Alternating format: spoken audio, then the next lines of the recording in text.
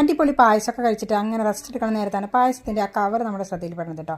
അപ്പോൾ ഈ കവർ വെച്ചിരുന്ന ഒരു കുഞ്ഞൻ ഐഡിയ ചെയ്തെടുത്താലോ. അപ്പോൾ ഞാനിതിൻ്റെ മുകളിൽ ഒരു ഷേപ്പ് വരച്ചെടുക്കുന്നുണ്ട്. ഒരു സ്റ്റാർ പോലത്തെ ഷേപ്പാണ് കേട്ടോ വരച്ചെടുത്തത്.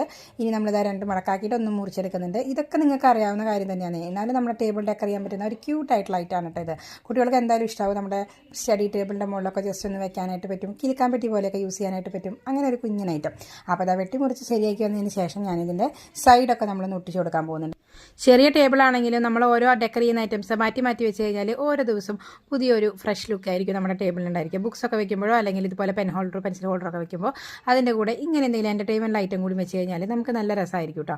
പിന്നെ ഇതുപോലെ നല്ല കളർഫുൾ ക്ലോത്തൊക്കെ വിരിക്കുക, ഇതുപോലെ അറേഞ്ച്മെൻറ്റ് ചെയ്യുക, കുറച്ച് ലൈറ്റും കാര്യങ്ങളൊക്കെ വെച്ച് കൊടുക്കുക. അങ്ങനെ നമ്മുടെ ടേബിൾ നമുക്ക് ഭംഗിയാക്കാം. അതുപോലെ നമ്മുടെ റൂമും ഡെക്കർ ചെയ്തിട്ട് സൂപ്പറാക്കാനായിട്ട് പറ്റും കേട്ടോ.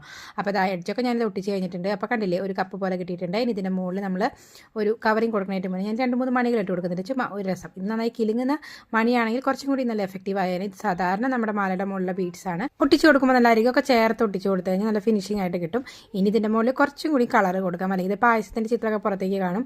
അങ്ങനെ ഇഷ്ടമുള്ളവർക്ക് അങ്ങനെ വെക്കാം. അതല്ലെങ്കിൽ എനിക്ക് കുറച്ചും കൂടി പെയിൻറ്റ് ചെയ്തിട്ടാണ് ഇഷ്ടം. അപ്പം ഞാനിത് നല്ല ഡാർക്ക് കളർ ഷെയ്ഡൊക്കെ വെച്ചിട്ട് ഒന്ന് പെയിൻറ്റ് ചെയ്ത് കൊടുക്കാൻ പോകുന്നുണ്ട് കേട്ടോ.